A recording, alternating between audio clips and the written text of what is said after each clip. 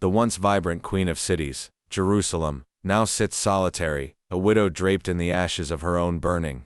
She weeps until her eyes are dry, yet no one comes to comfort her.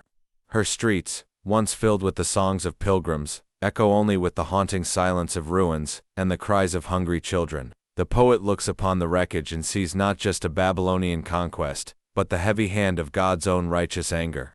The crown has fallen, the sanctuary is trampled.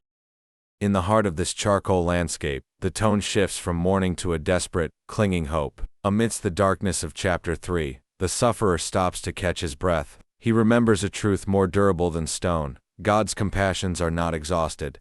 Like the dawn breaking over a shattered horizon, His mercies are new every single morning. Even in the deepest pit, where the waters flow over his head, the poet finds the strength to wait.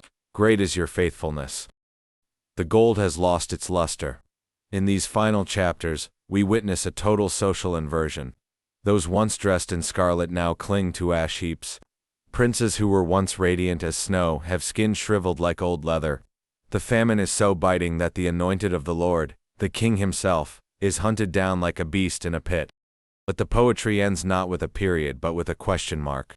Chapter 5 is a communal prayer, a raw appeal to the King who reigns forever, while his people suffer under the yoke of strangers. They pay for their own water and work until their strength fails, yet they look upward. They don't demand an explanation. They beg for a homecoming.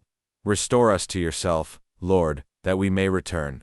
Renew our days as of old. It is a haunting, open-ended plea, the sound of a people who have lost everything except the address of the one who holds their future. Subscribe.